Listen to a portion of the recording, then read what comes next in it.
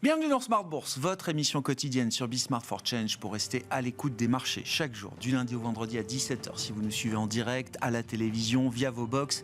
Émission que vous retrouvez par ailleurs chaque soir en replay sur bismart.fr ou encore en podcast sur l'ensemble de vos plateformes préférées. Au sommaire de cette édition ce soir, une séance d'aversion majeure au risque avec de nouvelles escalades et une nouvelle escalade de tensions entre la Russie et l'Ukraine, puisque l'Ukraine a utilisé des missiles longue portée pour frapper des cibles sur le territoire russe et que côté russe, Vladimir Poutine, comme il l'avait signalé il y a quelques semaines, quelques mois à peine, a assoupli les contours de la doctrine nucléaire russe. Il n'en fallait pas moins pour remettre le conflit sur le devant de la scène, en tout cas sur le devant de la scène pour les investisseurs bien sûr, et des marchés qui ont réagi à cette situation avec, on le disait, des valeurs refuges qui ont été sollicitées aujourd'hui, que ce soit les obligations d'État américaines en premier lieu ou encore les devises refuges traditionnelles que peuvent être le yen japonais ou encore le franc suisse. Du côté des marchés actions, on va dire que la baisse reste limitée. On a vu moins 2% sur les actions européennes qui sont en train de réduire un petit peu les pertes du jour, avec une baisse quand même qui sera autour de 1% au moins pour les actions européennes et les indices actions en Europe. Ce soir, vous aurez tous les détails dans un instant avec Pauline Gratel. L'autre affaire qui intéresse les investisseurs, ce sont les nominations du cabinet de Donald Trump avec un poste clé qui n'a pas encore trouvé de nominé, même si beaucoup de noms circulent et encore plus depuis quelques heures. Le poste de secrétaire au Trésor, on parle, les dernières rumeurs indiquent que c'est le banquier d'affaires, patron de Cantor Fitzgerald, Howard Lutnick, qui pourrait être nommé secrétaire au Trésor de cette nouvelle administration Trump. Un choix parmi d'autres prétendants qui reste encore à confirmer, mais c'est un point important effectivement dans les nominations de la nouvelle administration Trump. Discussion bien sûr sur l'effet Trump et les limites de l'effet Trump sur les marchés avec nos invités de Planète Marché dans un instant. Et puis dans le dernier quart d'heure de Smart Bourse, nous reprendrons le fil de la grande histoire de la démocratisation des actifs privés, du private equity en particulier. L'idée étant de faire un point sur cette vague de démocratisation qui est à l'œuvre en France, en Europe, depuis quelques années maintenant. Quels sont les enjeux, quelles sont les limites aussi potentielles de la retailisation des actifs privés. Nous en parlerons avec Anne-Laure Frischlander-Jacobson, qui est aujourd'hui consultante indépendante, mais qui a une longue expérience en matière de management dans l'industrie de la gestion d'actifs en France. Elle sera avec nous en plateau à partir de 17h45.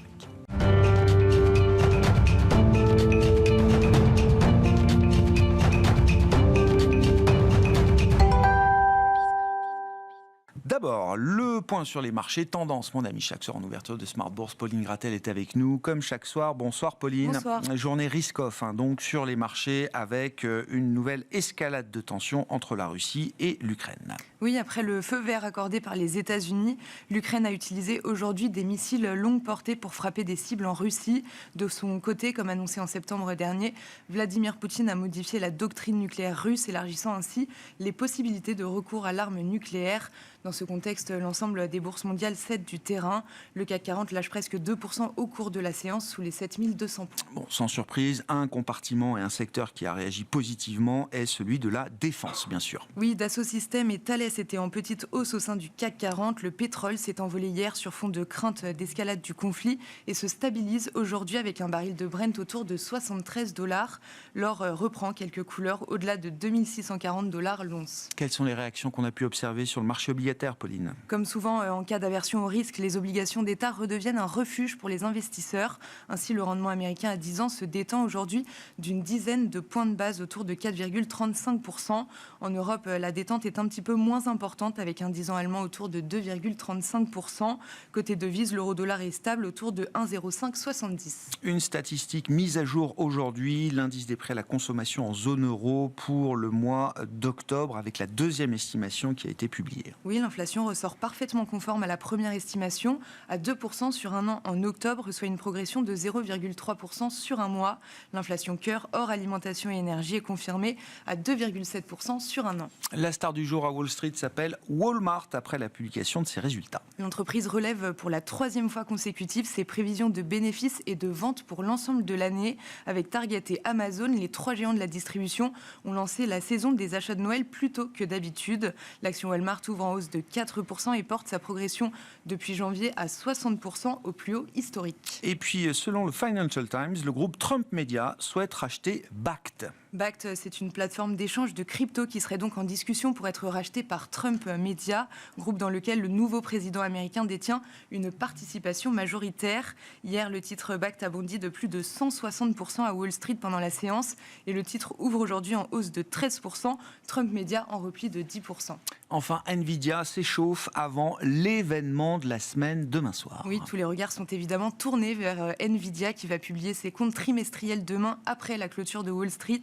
Le marché attend une hausse de 80% du chiffre d'affaires à suivre demain. Donc, mis à part Nvidia, on prendra connaissance de l'inflation au Royaume-Uni pour le mois d'octobre, attendue en hausse de 2,2% sur un an. Tendance, mon ami, chaque soir, le résumé du jour sur les marchés, les infos clés de la séance avec Pauline Gratel en ouverture de Smart Bourse sur Bismart for Change.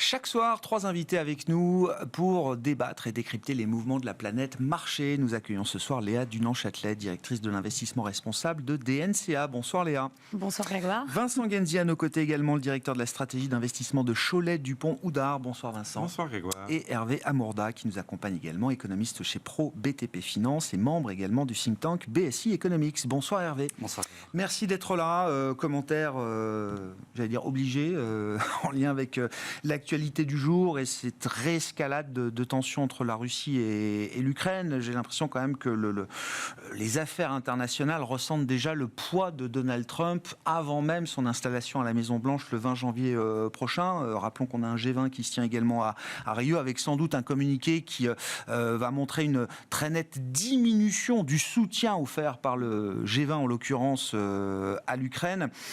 Qu'est-ce qu'on peut dire de cette situation de tension et où nous mène-t-elle, si on suit en tout cas les promesses et la logique d'un Donald Trump, la paix par la force, avec l'idée que, en haut de l'agenda de Donald Trump, il y a la résolution rapide du conflit entre la Russie et l'Ukraine. Léa. Ça va être une question très difficile à répondre parce que je pense que ceux qui savent comment quelle sera l'issue sont très forts. Moi, ce que ça m'inspire surtout, c'est que ça accentue encore plus l'instabilité géopolitique de la zone européenne, en fait, pour faire simple, et qui est criante déjà dans beaucoup de statistiques. Ernst & Young a sorti un rapport il y a 2 ou 3 semaines sur notamment la France qui perd en vitesse de manière très très forte là depuis 2-3 mois sur les investissements à venir des industriels, et on voit bien. Et la raison principale qui a été évoquée, c'est l'instabilité politique qu'on connaissait. Bon, je crois que malheureusement, ce conflit, il accentue encore plus notre instabilité dans la zone Europe, qui fait finalement que la visibilité qu'on va avoir en tant qu'investisseur est réduite à peau de chagrin. La résolution d'un conflit comme celui-là, de manière très rapide, c'est très ambitieux. C'est ambitieux. Je pense qu'il y a beaucoup d'enjeux en tout cas de notre côté, par rapport à l'outre-Atlantique, qui font qu'on ne va pas laisser les choses se faire aussi simplement que ça. Et c'est probablement ce qui va créer cette instabilité-là pendant plusieurs mois. En tout cas, je ne vois pas une résolution simple, je ne vois pas une résolution rapide, et je vois surtout que ça va accentuer l'incertitude qu'on a déjà en Europe, et certainement pas être un booster d'économie. Ça, j'y crois pas. On pourrait le voir de ce point de vue-là parfois.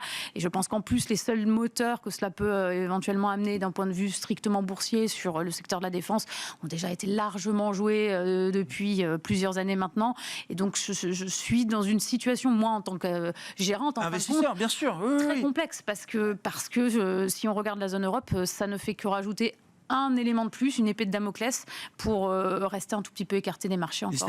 L'idée, c'est que, parce que tout le monde serait d'accord pour résoudre un conflit, l'arrêter, etc. Mais vous dites, pour arriver à la résolution d'un conflit tel que celui déclenché par la Russie en Ukraine, il faudra sans doute passer par des moments comme ceux qu'on connaît peut-être aujourd'hui, c'est-à-dire des pics de tension supplémentaires qui vont venir se rajouter avant peut-être un compromis et la possibilité de signer un document autour de la table avec toutes les parties prenantes. Et je pense surtout que les conditions d'une résolution du conflit rapide ne sont pas celles qu'attend le président ukrainien aujourd'hui. Donc il va être là le point d'accroche et à mon avis c'est ce qui va faire durer justement cette situation-là parce qu'on sait très bien quelles sont les intentions effectivement du nouveau président américain et donc je ne crois pas qu'elles soient en ligne avec la vision du président ukrainien à ce stade. Vincent Genzi, si on en reparle, alors on n'est pas dans une émission de géopolitique, je le rappelle à chaque fois, mais si on reparle de ce sujet aujourd'hui, c'est parce que le marché quand même réagit déjà à la situation immédiate d'escalade de tensions nouvelles entre la Russie et l'Ukraine. Oui, je souscris à tout ce qui a été dit et je rajouterai plus qu'à court terme, on voit bien que pour négocier, il faut être en position de force et que Poutine profite des derniers mois qui lui restent avant que Trump soit réellement en position, élu. Et où il dira pas forcément, il tiendra pas forcément le langage que Poutine attend aujourd'hui, comme lors de son premier mandat. Donc je pense qu'il veut vraiment être en position de force. Et je pense que l'erreur à ne pas commettre, c'est de laisser cette position de force s'installer. Donc je pense qu'effectivement, le fait de continuer à soutenir l'Ukraine autant qu'on le peut reste positif pour la géopolitique européenne. Et effectivement, c'est vecteur de tension. Après, si on doit se projeter un petit peu plus loin. Imaginez que Trump arrive à faire un cessez-le-feu et qu'on fige un peu les positions. Il faut bien voir que l'objectif de Poutine, ce n'est pas l'Ukraine. C'est de développer son régime, développer sa dictature, entre guillemets, et continuer à fragiliser l'Europe pour indirectement fragiliser les États-Unis. Rappelez-vous je ne sais pas si vous avez connu cette période, mais à un moment en Allemagne, il y avait les manifestations contre les missiles SS-20 que les Américains voulaient déployer en Allemagne. Donc il y avait un parti pro-paix en Allemagne qui était totalement inféodé à la Russie. Bon, la guerre, l'affrontement ou la tension géopolitique ne va pas s'arrêter avec cette guerre.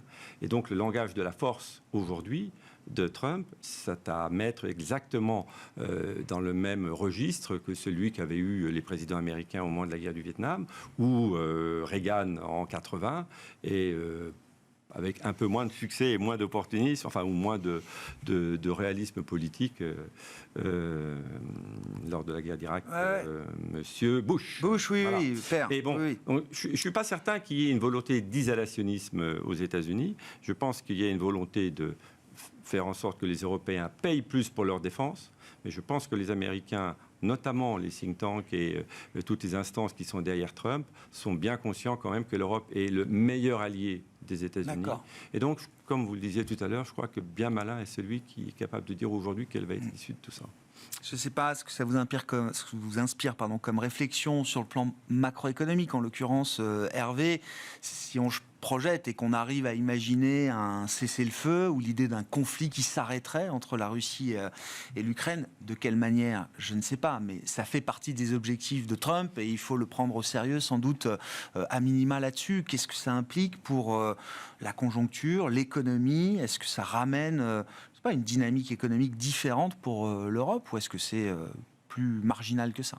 Alors, d'abord, moi, je suis tout à fait d'accord avec ce qui a été dit. Et je ne crois pas que le Trump 2.0 soit véritablement philanthrope par rapport au Trump 1.0. Je pense qu'aujourd'hui, si Trump veut arrêter cette guerre, c'est parce qu'elle coûte cher, c'est parce qu'il y a une aide à l'Ukraine qui est compliquée à expliquer aux voteurs américains, que le Congrès en entier, dans sa bipartisanité la plus totale, s'oppose à cette aide à l'Ukraine. Et aujourd'hui, c'est ça qu'il veut arrêter, véritablement, avant même le conflit. Je pense que l'arrêt du conflit, il passera véritablement par une action, par une négociation de l'Union européenne. Et là où c'est positif, mais on comprend aussi l'agenda électoral que l'on voit en Allemagne, c'est le fameux coup de fil entre Olaf Scholz et Vladimir Poutine. Ouais. Et pour moi, c'est vraiment le sens du premier pas vers une négociation et vers une issue du conflit. Qu'est-ce que ça peut faire macroéconomiquement ? Bien, voyons les impacts déjà macroéconomiques de cette guerre. Il y a eu cette flambée des prix.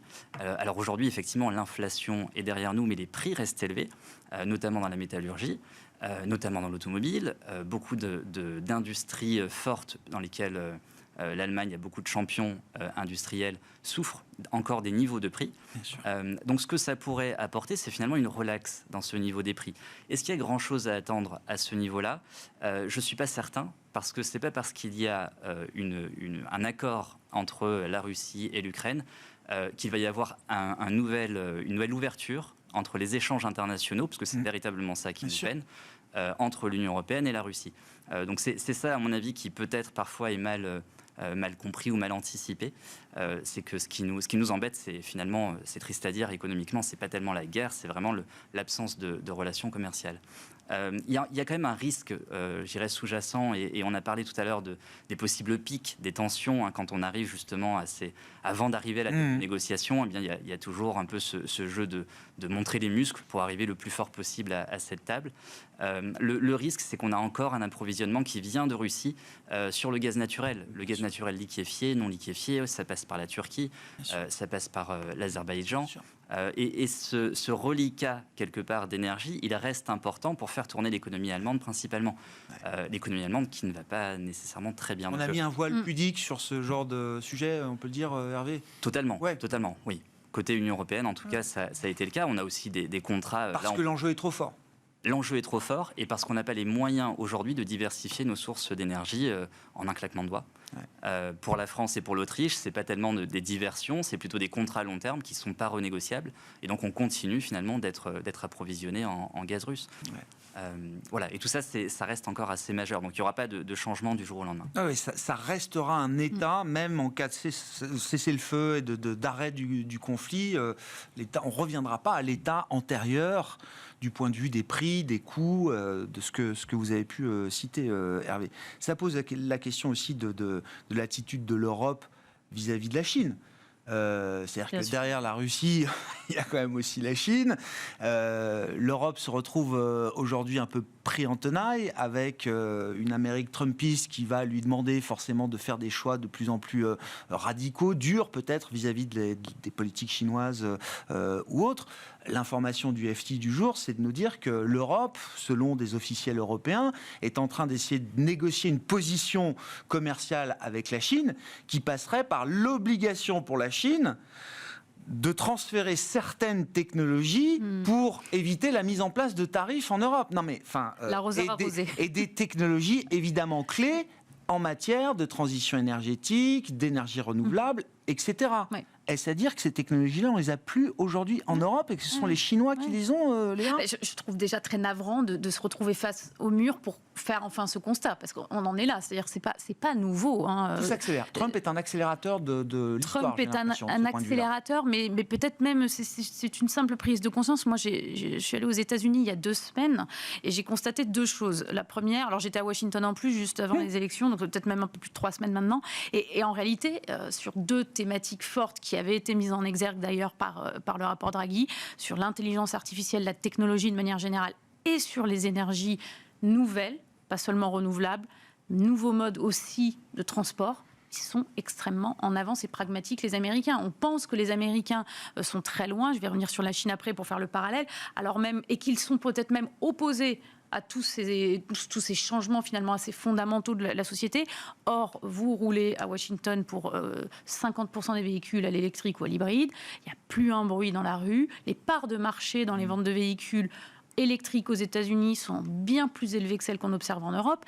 Donc en fait, on a montrer du doigt les Américains en disant de toute façon ça les intéresse pas, ces nouvelles technologies-là ne les intéressent pas et de toute façon ils n'iront pas, et encore plus sous l'ère Trump. C'est faux, ils sont déjà bien avancés et on pourra en rediscuter. Et effectivement, de l'autre côté, il y avait la Chine qui a bien avancé. Je vous rappelle que les transferts de technologie, il y a 20 ans, c'était dans l'autre sens. Ah bah évidemment. Et c'est allé beaucoup plus vite finalement. Évidemment. On s'est fait dépasser par une politique finalement où on s'est laissé quand même imposer un bras de fer dans les négociations industrielles il y a une vingtaine d'années, où lorsqu'on allait en Chine pour profiter d'une main-d'œuvre moins chère, pour s'exposer à de nouveaux marchés, eh bien, on faisait des JV avec des entreprises locales. Et effectivement, ce petit bonhomme de chemin, il a fait quand même que la Chine n'est plus juste le grenier des ouvriers du monde. C'est pas vrai. Bien sûr. Ils ont beaucoup de choses. Et donc, effectivement, sur cet aspect purement énergie renouvelable, ils sont à la fois sur la chaîne de valeur de l'approvisionnement des métaux, qui ne sont pas des métaux rares, ne sont pas des métaux rares. critiques, mais qui sont en abondance. Oui, mal nommés rares. Oui. Voilà, exactement. Et c'est important de le dire, parce qu'on pense qu'il n'y a que là-bas qu'on peut en trouver, pas du tout, il y en a partout. Et d'ailleurs, les États-Unis ont bien montré leur capacité à en avoir eux aussi. Reste à savoir qui politiquement veut assumer l'idée d'exploiter des métaux critiques dans des sols comme les sols français ou ailleurs. Évidemment. Et donc du coup, effectivement, côté Asie, il y a toute cette chaîne de valeur et puis évidemment les productions de panneaux solaires, etc. Ils sont très avancés. Et donc on reste dépendant, pour une partie en tout cas de notre énergie fossile, de la Russie, comme le disait Hervé, et on est de plus en plus dépendant des technologies chinoises pour accélérer sur la composante renouvelable qui nous permet d'atteindre un degré d'indépendance et de souveraineté énergétique qui est un objectif pour l'Europe aujourd'hui. Oui, et je conclurai évidemment sur un point essentiel. La politique de Trump, en plus, est en train de fermer, d'un point de vue barrière douanière, toutes ces technologies-là aux États-Unis. Donc le seul moyen pour la Chine de les écouler, ça va être l'Europe, d'une part, qui est en plus pas très en avance. Et si on regarde d'un strict point de vue boursier, il y a quand même un phénomène intéressant, c'est qu'il y a eu un sell-off massif, toutes zones géographiques confondues, de ces technologies, de ce thème-là, y compris, et c'est là où ça va être intéressant pour les investisseurs, à mon avis, de regarder un peu plus dans le détail, y compris typiquement le producteur de panneaux solaires, le leader aux États-Unis, qui produit aux États-Unis avec des matériaux aux États-Unis, il a baissé autant que tous les autres. Donc il va y avoir une différenciation. Mais néanmoins, là, la situation, elle est complexe parce que les Chinois, ils n'ont plus que l'Europe pour déverser leurs produits, en tout cas dans les conditions qu'ils souhaitent. Ouais. Bon. Sur la situation européenne, notamment vis-à-vis de la Chine, on sent quand même que la relation Europe-Chine va être quelque chose de clé, effectivement, dans le monde de Trump demain. Pour nous, en tout cas, Vincent. Par voie de conséquence, oui, comme vous le disiez. Moi, ce qui m'inquiète beaucoup, c'est que les principaux négociateurs sont toujours plutôt côté allemand et que c'est quand même le mercantilisme allemand qui est à l'origine de ces transferts de technologie. Alors, des boîtes françaises l'ont fait aussi, mais l'Allemagne, voulant vendre ses biens d'équipement en Chine, était obligée de passer, s'est sentie obligée de passer sous les fourches caudines chinoises, et ça continue. Donc, c'est vraiment pas très rassurant sur la capacité de l'Europe à trouver une direction, à donner un sens à sa politique et à savoir ensuite la vendre à ses électeurs, dont nous parlions tout à l'heure. Une fois qu'on a dit ça, parlons quand même un peu des marchés. Les marchés ont bien intégré tout ça. En partie, en tout cas, quand on regarde l'écart de performance, l'écart de valorisation entre les actifs américains et les actifs européens à l'issue quasi de cette année 2024, on est sur des écarts parfois historiques, selon certaines mesures, Vincent. Qu'est-ce qu'on peut dire de cette situation et comment vous regardez les coûts-bénéfices de la politique Trump alors pour les marchés américains, puisqu'il faut peut-être les regarder à part, et pour le reste du monde? Pour l'instant, c'est assez binaire. Je pense que le momentum ne devrait pas s'inverser, en tout cas jusqu'à la mise en place de l'administration Trump. Donc je pense que l'exceptionnalisme américain prévaut toujours et que ça devrait valoir une surperformance des actifs américains. Est-ce que, pour autant, ils peuvent progresser beaucoup plus maintenant à court terme?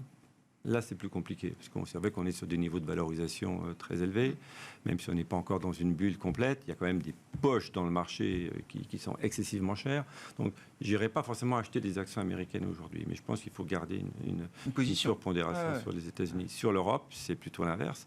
Je n'ai pas forcément envie de vendre les actions européennes globalement, parce qu'on a déjà pris beaucoup de coups dans la figure. De négativité, oui. De négativité.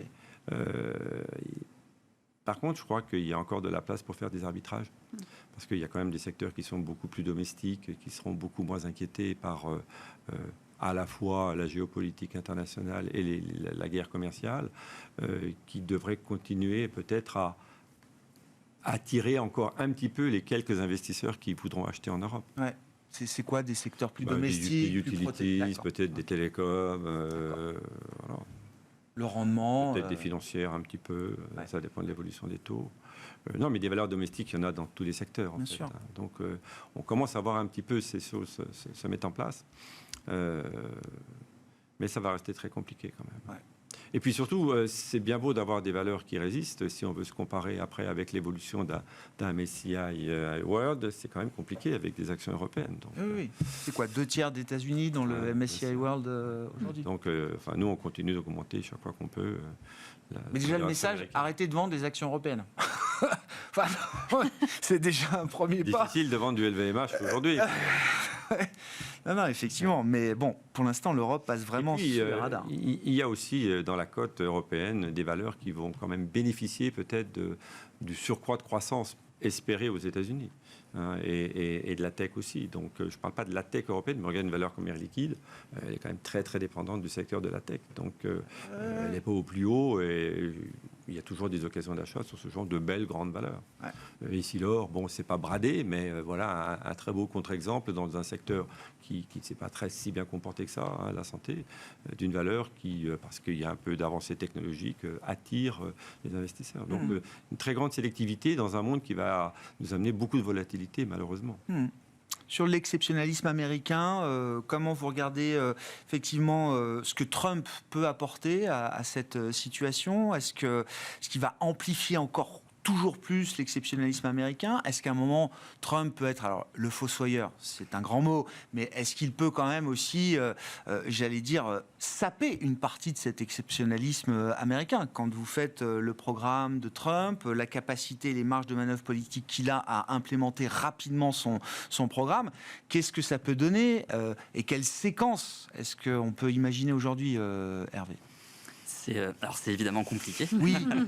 c'est une question pas facile. Mais globalement, si on regarde le programme, ce qui est intéressant, et moi j'aime beaucoup comparer ce Trump de cette année avec celui de 2016, le programme de 2016 était très ambitieux. Et moi, ce qui me plaisait beaucoup en termes de cycle économique dans son programme de 2016, c'était le plan d'investissement de 1 000 milliards de dollars. Bon, depuis, on a eu le Covid et ces ordres de grandeur paraissent ridicules. Mais à l'époque, 1 000 milliards de dollars, c'était quelque chose de gigantesque. Il n'a jamais vu le jour, ce programme. Il a essayé et il s'est retrouvé confronté finalement au fait que les États ne pouvaient pas financer ce type de plan d'investissement de grande envergure et que l'État fédéral n'avait pas les moyens tout simplement de mettre 1 000 milliards sur la table. Aujourd'hui, ce qui est intéressant, c'est qu'on n'a pas de plan d'investissement. Le budget est effectivement déficitaire, il va l'être sur plusieurs années, et selon les estimations, on peut aller jusqu'à 7 000 milliards sur 10 ans, pour les estimations les plus citées aujourd'hui. Donc c'est effectivement dépensier, quelque part, mais simplement parce qu'on a des baisses d'impôts. Ouais. Et on a un prolongement du TCJA de 2017, qui d'ailleurs, et on savait dès son implémentation que la dette limite de 2025 ne tiendrait pas, puisque ça représentait un mur de la dette qui était impossible, quel que soit le gouvernement et quel que soit le président à cette époque-là. Et donc aujourd'hui, comme on n'a pas de programme dépensier, on ne va pas avoir ce fameux multiplicateur keynésien qu'on aime retrouver dans des plans d'investissement et dans des plans de relance. Là, l'effet des baisses d'impôts telles qu'elles sont conçues, la prolongation et les baisses d'impôts supplémentaires conçues par l'équipe Trump, vous dites l'effet ne sera que marginal sur la croissance américaine. Alors, parce qu'on part d'un point de départ où la croissance américaine est très forte. Ouais. Le consommateur américain, aujourd'hui, n'a pas de problème de revenus. Les salaires sont très élevés, les salaires réels progresse à une vitesse encore plus importante. Le marché de l'emploi est extrêmement tendu. Alors effectivement, on s'est un petit peu fait peur cet été avec le rapport du mois de juillet, et puis là on a un peu moins de lisibilité avec tous les ouragans. Mais globalement, le taux de chômage reste relativement faible. Et d'ailleurs, la faible progression du taux de chômage peut être imputée finalement à l'immigration que l'on a eue et qui a été abondante ces dernières années. Et là, vraisemblablement, on se dirige vers moins d'immigration. Donc a priori, quelque part, on est vraiment sur une économie extrêmement solide. Et quand on a une économie très solide, c'est dur de la stimuler. Et en tout cas, c'est moins possible et faisable avec des baisses d'impôts qui, pour la majorité, rappelons-le, sont une extension. Ouais. C'est-à-dire qu'il n'y a pas d'effet même de delta positif à ce niveau-là. C'est pas une nouveauté. Ouais. C'est ça. Oui, et donc, je veux dire, ça veut dire quoi? Ça veut dire que pour Trump, s'il doit lâcher quelque chose à un moment, c'est peut-être cette question des baisses d'impôts non financées ou mal financées, qui est quelque chose sur lequel Trump n'aurait peut-être pas d'intérêt économique à insister beaucoup. Alors, je ne suis pas certain que l'extension déjà du TCJA puisse être acceptée par l'ensemble des républicains. Les républicains qui historiquement sont quand même assez près de la rigueur budgétaire, alors on l'a vu à chaque fois qu'ils ont le pouvoir, c'est un peu moins vrai, mais là on parle vraiment de montants astronomiques et on n'a rien en face. Il y aura des réactions, vous imaginez, dans le camp républicain. Tout le GOP, tout le parti républicain n'est pas MAGA aujourd'hui. Alors non, et en l'occurrence, le chef de file des Républicains au Sénat, lui, historiquement, même si dans ses dernières déclarations, il met beaucoup d'eau dans son vin et il semble beaucoup plus constructif, mais c'est aussi le poste qui le veut. Historiquement, c'est quelqu'un qui était vraiment anti-Trump et qui ne partage pas du tout la même ligne que Donald Trump. Ce qui va néanmoins dans son sens et je dirais ce sur quoi il ne faut pas, entre guillemets, aller trop vite, c'est le fait que la majorité républicaine, elle est là en nombre, elle est aussi là qualitativement, parce que contrairement à 2016, où finalement Trump c'était un ovni, les républicains eux-mêmes n'y croyaient pas, lors de la primaire, et puis même ensuite lors de l'élection, personne n'y croyait. Aujourd'hui, Donald Trump, il est en campagne, il l'a fait pendant tout le mandat de Joe Biden. Il n'est pas sorti de la vie politique. Et tous les républicains qui ont été élus, ils ont été élus avec le spectre ou la perspective d'avoir Donald Trump en candidat et d'avoir Donald Trump président. Donc aujourd'hui, on a vraiment des sénateurs américains républicains qui sont beaucoup plus proches de la ligne de Donald Trump que d'une ligne plus mainstream, entre guillemets, que l'on pouvait avoir. Et ça peut jouer en sa faveur. Il y a quelques mesures sur lesquelles ça va être un peu plus compliqué, et notamment sur le budget. J'ai peur que tout ne passe pas dans son entièreté. Ouais. Alors, il y a le frein politique, l'encadrement politique, avec effectivement des voix au sein du Parti républicain. Alors, même si beaucoup ont basculé MAGA, il y a, comme vous l'avez signalé, des voix qui sont encore des conservateurs budgétaires plutôt traditionnels. Est-ce que le marché peut être aussi une limite, et une limite, j'allais dire, qui se fasse entendre rapidement face au programme Trump et à la doctrine économique d'un Donald Trump aujourd'hui? Mais avant le marché, il y aura d'autres acteurs.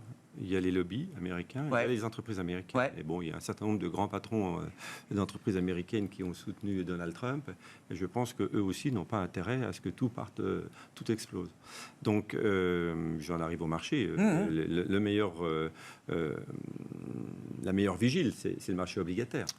Si on a une hausse du déficit budgétaire qui passe de 6 à 8% du PIB, ça va se ressentir quand même un petit peu au niveau des taux. Comme on est déjà sur une économie qui est en tension, c'est quand même quelque chose à surveiller de près. Donc je pense que le futur directeur du Trésor américain fera quand même assez attention à ça, et que c'est sans doute ça qui va insuffler du pragmatisme dans la mise en œuvre du programme. Moi, je ne crois pas du tout à la mise en œuvre ni de l'intégralité du programme, ni d'une grande rapidité. Tu disais tout à l'heure qu'il avait 2 ans, mais je pense qu'ils vont gérer des priorités. Parce que ce programme, c'était avant tout un programme pour gagner les élections. Après, on gère le pays, et je pense que les Républicains n'ont pas envie de laisser le pays dans un état déplorable. Non, mais ça veut dire que Trump, parce que je me souviens du Trump de 2016, comme tout le monde, comme Hervé le rappelait, un des indicateurs préférés de Trump pour valider évidemment son succès permanent, c'était le Dow Jones. Mais bien sûr. Non, mais je veux dire, c'est toujours le cas. Donc, il y a quand même un moment, il faudra qu'ils choisissent entre est-ce que je mets 20% de tarifs pour le reste du monde et 60% pour la Chine, est-ce que je continue de faire des baisses d'impôts toujours plus agressives, ou en tout cas est-ce que je les prolonge, est-ce que je renverse les flux migratoires qui ont quand même considérablement permis d'assouplir l'offre de travail, etc. Ou est-ce que je choisis le Dow Jones, quoi? Et si je choisis le Dow Jones, je suis pas sûr de pouvoir tout faire. Je fais un parallèle. Regarde Meloni en Italie. Elle a quand même régularisé combien de sans-papiers. C'est-à-dire que Trump, il n'est pas contre l'immigration, il est pour une immigration qui est légale, qui est positive et qui est assimilée.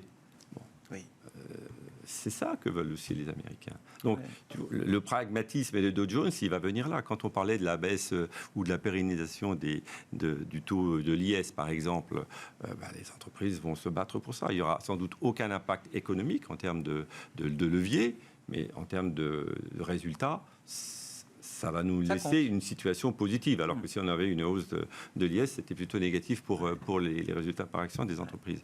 Donc, le dernier point que je voulais évoquer, c'est que on connaît les grandes lignes du programme et les gros chiffres du programme. Encore une fois, à quelle vitesse il va être mis en œuvre, dans quelle priorité on va s'inscrire, on n'en sait rien. Et surtout, quelles vont être les conséquences. On dit réduire l'immigration, ça va être inflationniste. C'est une hypothèse d'économiste. Exact. Mais la réalité, personne ne la connaît. Donc, il y a ça aussi qui fait qu'avant de prendre une décision, on se dit, oui, jusqu'où on peut aller. Donc le pragmatisme, moi j'y crois. Déjà lors du premier mandat, il a fait preuve de pragmatisme. Non. Les droits de douane, ils ont été négociés avec tous les pays. Oui. Oui, et des exceptions pour ceux qui choisissaient de venir négocier à Mar-a-Lago ou ailleurs. Il est si inflationniste que ça, Trump, ou pas, Hervé ? Quand on fait un peu les maths du programme, tarifs commerciaux, renversement des flux migratoires, j'ai été même surpris des estimations avancées par certains économistes qui disent même s'il fait tout, allez, on pourrait voir quoi, le CPI américain repartir à, moi je m'attendais à 5, 6, 7%, 3,5% peut-être. C'est ça, Trump inflationniste ? Oui, mais c'est le problème des jeux de comparaison, c'est qu'on vient de vivre un épisode inflationniste absolument incroyable. J'entends. Et à côté de ça, aujourd'hui, effectivement, rajouter un point Oui. d'inflation, Partant des prix d'aujourd'hui, extrêmement faible. Ouais. Là où ça l'est moins, c'est que ça risque finalement de pénaliser la compétitivité des entreprises américaines. Et cette hausse de l'inflation-là, elle peut, entre guillemets, faire mal, alors que la hausse de l'inflation que l'on a connue, c'est une hausse des prix énergétiques, qui n'était pas véritablement américain, alors même si les États-Unis en produisent, mais globalement, c'est des prix mondiaux qui avaient progressé. Donc, c'est des chocs exogènes. Cette fois-ci, c'est vraiment des prix domestiques qui vont augmenter. Et ça, c'est beaucoup plus durable et c'est beaucoup plus difficile à combattre. Et cette fois-ci, la Fed va se retrouver dans une sorte d'impasse, puisqu'elle va devoir combattre à la fois cet effet inflationniste, essayer d'arriver au taux neutre pour éviter un atterrissage trop brutal de l'économie américaine si jamais tout était mis en place.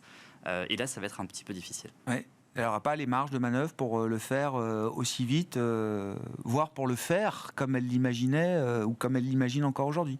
Alors, moi j'aurais tendance à découper la question en deux, c'est-à-dire aussi vite, non. Pour le faire, je pense qu'elle a encore le temps de pouvoir le faire et que son objectif de taux terminal, lui, il reste valable. C'est juste qu'on va mettre un peu plus de temps pour y arriver. Ouais. On verra la mise à jour des projections de la Fed à l'occasion de la réunion de décembre. Pour la Banque Centrale Européenne, Hervé, qu'est-ce que ça implique ? Là aussi, je vois un consensus de plus en plus homogène sur l'idée que si la Fed pourrait aller plus lentement, en revanche, pour la BCE, il serait de bon ton de l'avoir accéléré, ou en tout cas ne pas sortir déjà de la ligne directrice d'une baisse de taux à chaque meeting, quoi. Alors, effectivement, et le discours de la BCE change aussi, le discours des membres de la BCE change aussi. Il y a ce fameux discours qui a été cité par nombre d'économistes et d'observateurs de Cipollone, Bien sûr. Qui dit justement... Membre italien du directoire, je rappelle qui c'est. Il a pris la place de Fabio Panetta qui est allé gouverner la Banque d'Italie, et donc Piero Cipollone est le membre italien du directoire, donc une force qui compte. Oui, absolument. Et lui, si on suit un petit peu son discours sur la productivité, sur les prix, sur les salaires, il plaide pour que justement il y ait davantage de baisse de taux, parce que peut-être que ce niveau élevé de taux qui a perduré aurait fait baisser la croissance potentielle, et donc on se retrouve sur des niveaux d'équilibre qui sont un peu plus bas. Bon. Le fait que, alors je ne suis pas sûr d'adhérer totalement à ce discours-là, mais le fait que ce discours existe, qu'il émane du board de la BCE, à ce stade-là, aujourd'hui, je pense c'est un débat qui s'ouvre quand même. C'est un débat qui s'ouvre et donc on est obligé d'y prêter attention. Et pour le coup, je pense que le discours que l'on avait jusqu'à présent, c'était de dire on doit être prudent et on doit avancer lentement quand on s'approche du taux neutre. Oui. Avec ce nouveau discours, on se rend compte qu'il y a une autre stratégie possible, il y a une autre possibilité, et donc ça devient non plus asymétrique comme ça l'était avant, mais on remet un peu plus de symétrie sur les taux. Je pense que le taux neutre, on n'en est vraiment pas loin. En Europe ? Selon nous, 3 baisses de taux encore, donc autour de 2,5. D'accord, ok. Le marché, lui, voit plus bas, a priori. Oui. Sauf que plus bas, moi, ça m'embête, parce que ça veut dire qu'on a un taux neutre réel négatif. Bon, je ne suis pas particulièrement optimiste, et sur la zone euro, je comprends bien qu'il y a des problèmes fondamentaux, structurels, de productivité, de démographie, mais un taux neutre négatif, ça veut dire qu'on est quasiment comme le Japon en termes de création de richesse, de valeur, etc. Le taux de dépôt à 1,5, ça signalerait effectivement qu'on n'ait pas qu'on ait un taux neutre réel négatif, ou quasi négatif. À moins 0,5 si on prend l'objectif. De 2%. Voilà. Ça soulève la question de la vitesse de transmission de la politique monétaire dans le cas où on baisse les taux par rapport à la vitesse de transmission quand on les a montés, Hervé ? C'est ça. Et c'est vraiment très très important, puisque aujourd'hui, les taux élevés ont favorisé 2 agents, les banques, via la marge nette d'intérêt, donc une forme de profitabilité, ceteris paribus. On peut dire que la profitabilité des banques, du fait de l'action de la BCE, a augmenté dans la hausse de taux, ce qui n'est pas forcément très intuitif. On a du mal à imaginer des acteurs qui bénéficient de ça. Et puis les épargnants. Les épargnants, et là on l'a vu plus massivement, on voit un taux d'épargne qui augmente en zone euro, pas nécessairement parce que c'est un principe de précaution ou parce qu'il y a des inquiétudes ou des Parce incertitudes. que les revenus de l'épargne sont bons. Exactement, exactement. Et Eh c'est oui. vraiment très corrélé pour le coup. Voilà, ça rémunère plus et donc les ménages épargnent davantage. Ça a des mauvaises conséquences économiquement parce que cette épargne financière, elle ne sert pas à la consommation. Quand on a une hausse du revenu, on a un choix qui s'offre à nous. Soit on consomme davantage, soit on place sur les marchés financiers, soit on l'épargne, j'irais sur un compte courant, etc. Quand c'est une épargne financière et qu'on a des gains financiers dessus, ils sont automatiquement recapitalisés et réinvestis. Et donc on n'a pas ce temps finalement du choix, et c'est ce qui fait que le multiplicateur sur cette épargne-là est très faible en termes de consommation. Ouais. Léa, ce que ça vous inspire? Puis je voulais bien revenir sur, dans la série Trump et oui, les transitions énergétiques, climatiques. Non, parce que vous laissiez entendre tout à l'heure que Trump ne serait pas forcément si négatif que ça pour la méga tendance quand même de la transition énergétique et climatique. Je vais faire le parallèle avec Trump. Je rebondis sur l'Europe quand même avec quelques éléments à mon avis importants. Je pense à l'épargne. Ce que vous avez dit est intéressant parce que n'est pas dépensée cette épargne, mais elle n'est pas dépensée parce que le climat social est compliqué en Europe. On voit la démultiplication des plans sociaux qui est forte. Donc je pense qu'il va falloir aussi remettre dans ce contexte-là la prudence. À mon avis, des épargnants européens, elle vient en grande partie de cela. Et le parallèle avec ce fameux taux réel négatif et la situation japonaise, il a été fait à de nombreuses reprises, juste avant l'été. C'est vrai que l'Europe a beaucoup de signaux sur l'immobilier aussi, sur l'industrie, la démographie évidemment, très proche de la situation japonaise des années 90. Et ça, je pense que ça va être extrêmement compliqué pour la BCE de naviguer dans cet environnement de découplage total avec les États-Unis. Donc le parallèle avec les États-Unis et Trump et l'IRA, bon d'abord sous l'ère Trump, le green investment de manière générale n'a jamais été aussi florissant. C'est vrai. Et ça, il faut le rappeler. Ouais. Comme ça, moi, ça me donne un peu d'espoir aussi. Et à tous ceux qui nous regardent et qui sont intéressés par ces thèmes, oui, le S&P Clean Energy 2018-2020 avait fait plus de 300%. Et même avant première présidence de Trump. Et Exxon quittait le Dow Jones à la fin du mandat de Trump parce qu'il fallait faire tourner que le Exxon n'était plus visiblement la capitalisation qui donc permettait on a de l'espoir et on ne se raccroche plus qu'à ça. Non. Ouais. En réalité, c'est un plan qui a déjà maintenant quasiment 2 ans d'historique, avec effectivement des financements qui ont déjà été lancés au niveau privé, donc avec difficulté de rétropédalage. La transition, elle se fait avec ou sans Trump? Oui, je pense que ça, il n'y a pas de débat, parce qu'en fait, c'est au niveau des Républicains. Si on regarde la répartition du budget de l'IRA, justement, il y a quasiment les 3/4 qui sont dans des États républicains. Exactement, et ils vont pas se dédire. Il y a très peu de chances. Et puis finalement, c'est une approche toujours très compétitivité. Si on regarde ça au-delà de l'image que veut véhiculer Trump, extrêmement négatif. Il a nommé quand même une des personnalités qui est le pionnier des opposants à l'ESG, l'extra-financier. Mais en réalité, c'est complètement partie prenante de leur économie. C'est juste qu'ils ne veulent pas en faire une image de marque. D'accord. Et donc les gens qu'il a nommés là, alors que ce soit l'un à la santé, l'autre pour l'administration environnementale, etc. C'est quoi? C'est des symboles. C'est juste j'envoie un signal, mais vous dites c'est pas une équipe. C'est pas une équipe politique qui va... Qui s'y opposait, en tout cas, aux headlines des journaux qu'on a vus. L'exemple de la santé est très bon. C'est-à-dire qu'on a tout de suite positionné cette nomination comme opposant au vaccin. Dans la foulée, l'intégralité du secteur de la santé et des grandes pharma qui font des vaccins, c'est le marché réagit sur les éléments qu'il a, oui. Et effectivement, quand on regarde un peu plus entre les lignes, c'était l'anti-vax Covid. C'est pas un anti-vax de tout. Générique. Donc, et c'est là où les arbitrages, et je vous rejoins, vont être importants. Il va falloir aller faire de la sélection là-dedans parce que tout a été embarqué sans distinction. Et donc, pour la partie, effectivement, transition énergétique aux États-Unis, ils n'ont pas le choix, ils le font, ils vont le faire, ils vont continuer. Et il y a des choses intéressantes à faire. L'État. Oui, les entreprises. Mais c'est les GAFAM qui vont faire la transition, de toute façon. Bon, comment on navigue là dans cette période? Alors, je ne sais pas, d'ici la fin de l'année, vous disiez, Vincent, il ne faut pas se mettre face au vent porteur. Enfin, en tout cas, faut garder les positions sur les marchés américains. C'est quoi le coup d'après? Comment on réfléchit au début de 2025? Est-ce que l'idée notamment que les écarts, la fracturation même entre les actifs US et le reste du monde, est-ce que ces écarts peuvent quand même à un moment se résorber? Moi je suis assez ambitieux sur les actions européennes à horizon 6-9 mois. Donc c'est bien. C'est un peu optimiste. Donc 25 l'année des actions européennes. Je pense que Trump va quand même essayer d'arracher un espèce d'armistice. dont les conséquences ne seront pas forcément si positives que ça à long terme, mais ce sera salué en bourse. Il y a quand même une sacrée prime de risque négative en Europe à cause de tout ça. Donc, on a quand même des sous-évaluations maintenant colossales.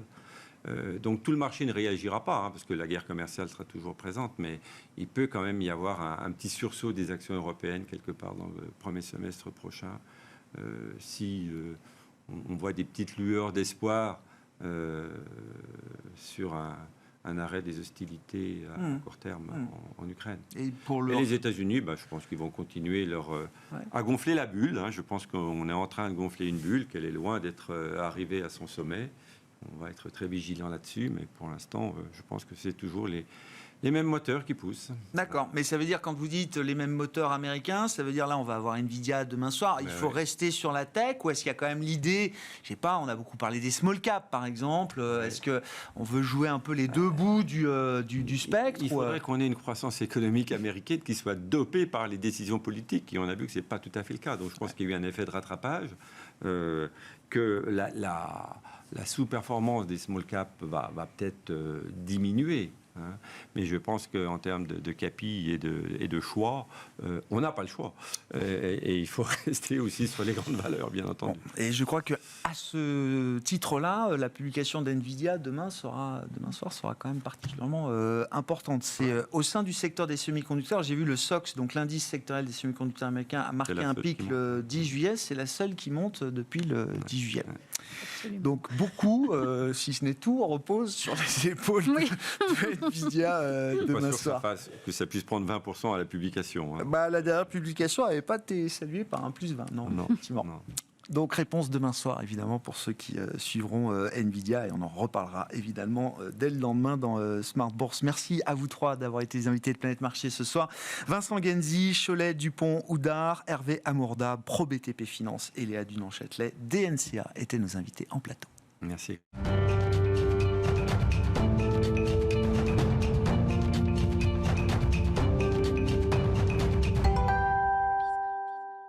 Le dernier quart d'heure de Smart Bourse chaque soir, c'est le quart d'heure thématique. Le thème ce soir est un thème un peu fil rouge depuis quelques années dans cette émission, en tout cas, celui de la démocratisation des actifs privés et du private equity en premier lieu. Nous en parlons ce soir avec Anne-Laure Freischlander-Jacobson, qui est aujourd'hui entrepreneuse, la fondatrice d'Evest, enseignante également à Paris-Dauphine dans cette nouvelle carrière qui s'offre à vous depuis quelques temps maintenant. Anne-Laure, bonsoir. Bonsoir. Je dis ça parce que on s'est connus évidemment lorsque vous étiez à la tête d'un gérant d'actifs américain en France, en Europe. Vous avez une longue expérience évidemment de l'industrie de la gestion d'actifs au sens large et donc une expertise profonde sur des sujets d'investissement. Oui, un mot d'Evest. C'est quoi le job d'Evest aujourd'hui dans cette nouvelle vie, Evest, c'est une plateforme digitale d'épargne qui est engagée pour l'autonomie économique de la femme. Voilà. Dédié effectivement, il y a dédié au genre féminin alors. C'est principalement pour aider les femmes à s'émanciper financièrement. Il y a énormément de problématiques sur l'égalité patrimoniale entre les genres et on essaye vraiment de répondre à cette problématique grâce à Evest. Mais tout le monde y a. Oui, c'est ce que j'ai compris, mais on a eu l'occasion d'en parler, on a déjà fait des interviews là-dessus, mais il y a une manière spécifique effectivement de s'intéresser, de s'occuper des enjeux de l'autonomie financière des femmes aujourd'hui beaucoup, dans le monde. Oui, effectivement, il faut avoir une réponse dédiée et appropriée d'accompagnement. Bon. Je voulais que vous nous éclairiez un petit peu sur le sujet de la démocratisation du private equity. C'est vrai que ça fait plus qu'une paire d'années maintenant que j'en parle régulièrement dans cette émission. On ressent le push. Enfin, moi, je l'ai ressenti, effectivement, le push retail, comme on dit. Je voulais qu'on fasse un petit point, peut-être, sur l'état des lieux. Où est-ce qu'on en est aujourd'hui de la dynamique qui vise à offrir du private equity à des investisseurs particuliers, privés, aujourd'hui, quand il était plutôt réservé à des investisseurs institutionnels, en France et en Europe. Où est-ce qu'on en est aujourd'hui? Puis on évoquera les enjeux et les limites peut-être, ou en tout cas les questionnements qu'on peut avoir derrière cette vague de démocratisation. Oui, alors sur un plan global, c'est vrai que la classe d'actifs du private equity est en forte croissance, puisqu'aujourd'hui c'est à peu près 5 500 milliards de dollars, mais c'était jusqu'à présent encore réservé à une clientèle qui était institutionnelle. Il y a Bain et compagnie qui tablent sur une croissance qui pourrait aller jusqu'à 13 000 milliards de dollars d'ici 2032. C'est pour dire à peu près... Ah oui, et c'est demain 2032. Oui, bien sûr. Ça peut plus que doubler, là encore, dans les prochaines années. Cette classe d'actifs. Et en même temps, on peut aussi se poser cette question sur la part du retail dans cette progression. Ouais. Alors justement, c'est vrai que le retail, dans l'industrie de la gestion d'actifs, ça a été vraiment la plus grande croissance ces dernières années et continue d'être vraiment le segment qu'elle vend en poupe. Pour plusieurs raisons. Déjà, la démographie, puisqu'on sait que les fonds de pension sont plus en décroissance. Et le retail, finalement, a de plus en plus accès à l'investissement de son épargne et prend le relais, finalement, sur la gestion de sa retraite. Donc, notamment aux États-Unis, puisque aux États-Unis, même la part retail a dépassé la part institutionnelle. Dans le private equity ? Alors, en général, dans l'univers de l'investissement. Dans l'univers de l'investissement. J'entends. Et justement, la part du private equity, ça ne représente que 10% de l'investissement de la capitalisation boursière totale. D'accord. Donc, c'est rien du tout par rapport à ce qui est investi. Et là encore, si on prend en perspective, donc cette part qui est finalement minimum sur tout l'investissement boursier, alors même que les entreprises, c'est-à-dire plus de 90% des entreprises qui génèrent un chiffre d'affaires de plus de 100 000 $, eh bien, sont non cotées. Ouais. D'accord ? Bien sûr, bien sûr. Donc le retail d'une part qui augmente, une part du private equity qui est finalement par rapport au côté qui est encore très faible. Et si on regarde la dynamique du wealth, le wealth, ça représente à peu près 50 trillions de dollars. On s'attend finalement à une augmentation des allocations de plus de 20% sur 2 ans dans des poches d'allocation de private equity. D'accord. Donc c'est considérable. Vous faites le calcul. Ouais. Donc c'est considérable. Voilà, donc... Mais ça veut dire qu'il n'y a plus d'autre choix que de s'y intéresser. Enfin, je veux dire, Alors, si on est un investisseur, même particulier, mais avec une forme de rationalité et un peu de perspective, c'est une classe d'actifs qui est devenue incontournable Alors, elle n'est aujourd'hui. pas encore, parce qu'elle est justement, là encore beaucoup de barrières à l'entrée, c'est très peu accessible, il y a peu de fonds de private equity qui sont ouverts. Mais c'est vrai que si on regarde, ne serait-ce que les performances ces 20 dernières années, le private equity, le fameux TRI, donc le rendement du private equity, c'était... Taux de rendement interne, c'est ça. Taux de rendement interne, oui. Était de 13%, contre finalement l'indice MSCI World qui était de 8%.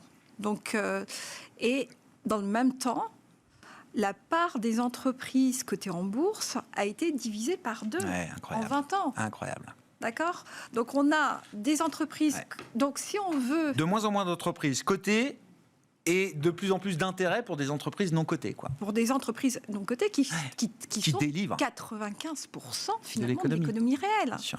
Donc si on veut aujourd'hui avoir des portefeuilles diversifiés, avoir un portefeuille boursier n'est pas suffisant. Le private equity a plus que son sens.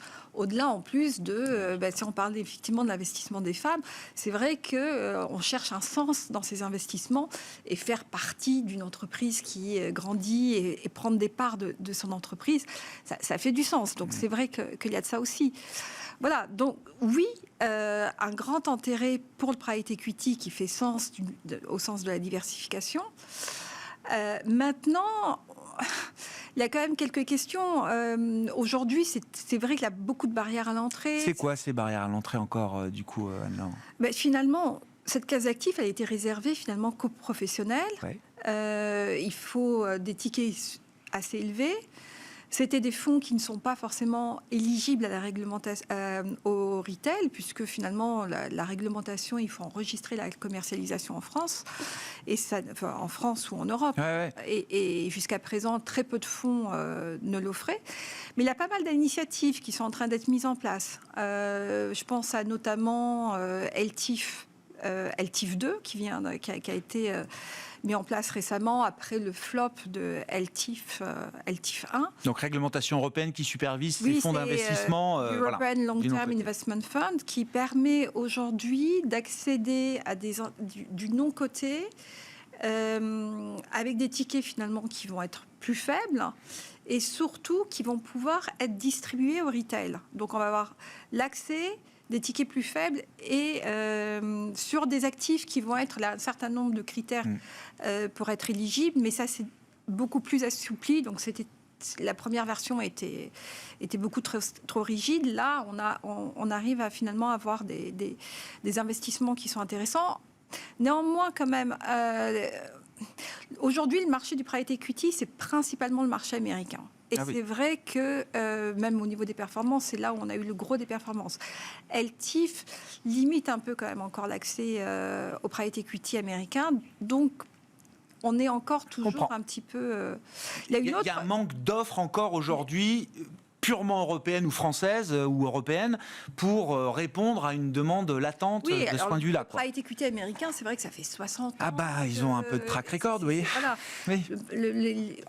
En Europe, c'est récent, donc il faut laisser un peu de temps. Mais voilà, on a encore un décalage entre l'Europe et les États-Unis au niveau de l'offre et au niveau du gisier, tout simplement. Par ailleurs, il y a aussi une autre initiative qui est importante de noter, c'est la loi industrie verte. Bien sûr.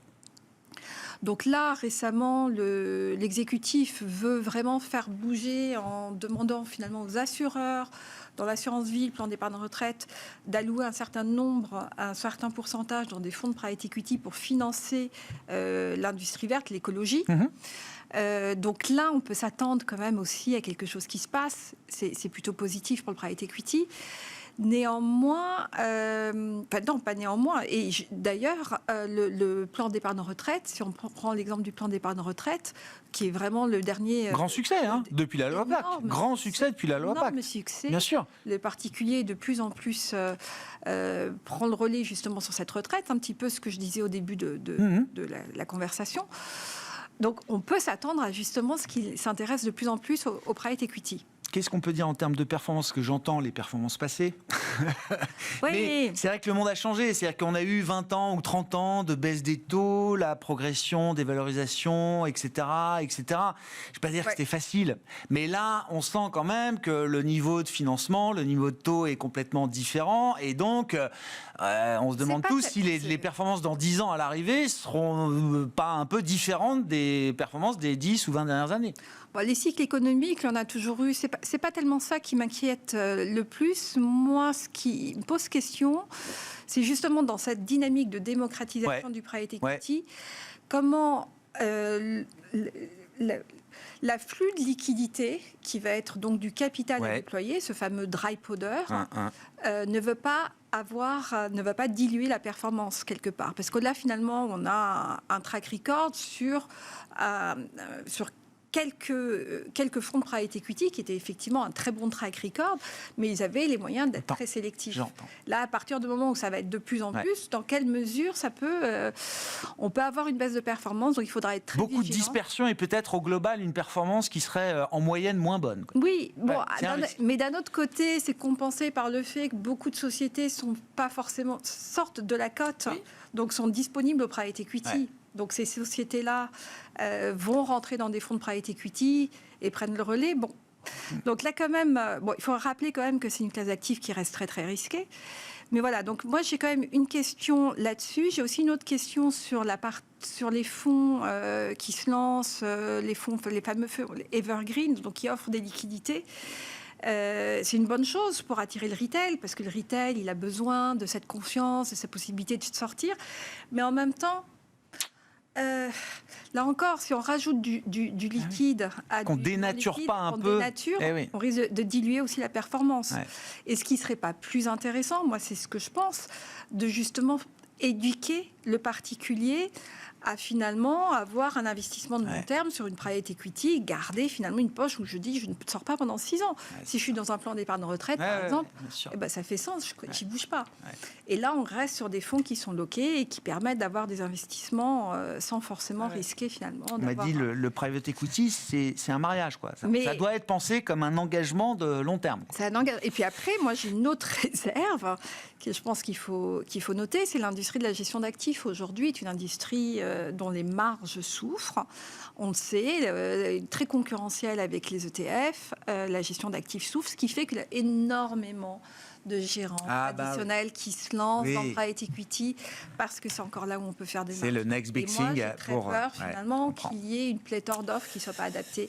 Il faut être très sélectif. Eh ben, on verra à l'arrivée. Non, mais c'est une course de fond, hein, donc on verra bien effectivement comment tout ça continue de se développer. Et évidemment, il y aura un temps pour le bilan en termes de performance, notamment pour ces produits qui sont désormais offerts à des clients privés et ou particuliers. Merci beaucoup Anne-Laure Frischlander-Jacobson, qui était avec nous en plateau, fondatrice d'Evest dans ce dernier quart d'heure de Smart Bourse.